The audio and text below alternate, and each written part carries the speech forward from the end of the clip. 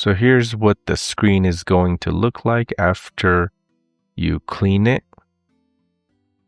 This came out really nice. This is a 2014 MacBook Pro 15.4 inch. And yeah, let's jump right into it. If you have a MacBook between 2012 and some up to 2017, you'll have this thing called the anti-reflective coating peeling issue. It's also commonly called Staingate, and essentially what's happening is that little anti-reflective coating's just coming off.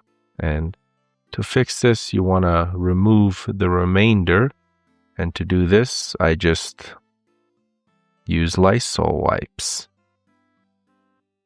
They kill COVID, and now they clean MacBook screens.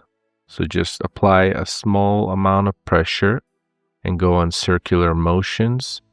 And as you can see here, it makes a huge difference. And literally, this is all I'm using. See how ugly it looked before? It was an eyesore. Just go slowly, be patient. Don't put too much pressure on it. And then I'll also use this screen cleaner kit, which will prepare it for a anti-glare screen protector, which I'll buy later on. You can also choose a glossy finish, but I like the matte finish, so I'll be applying.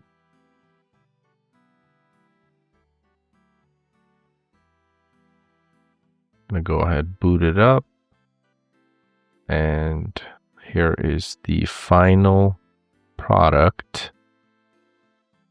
Look how beautiful the screen looks.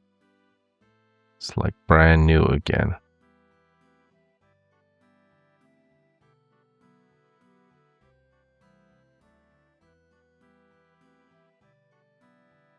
If you enjoyed this video, go ahead, please leave a comment on which MacBook you use this trick on. Hope this helps.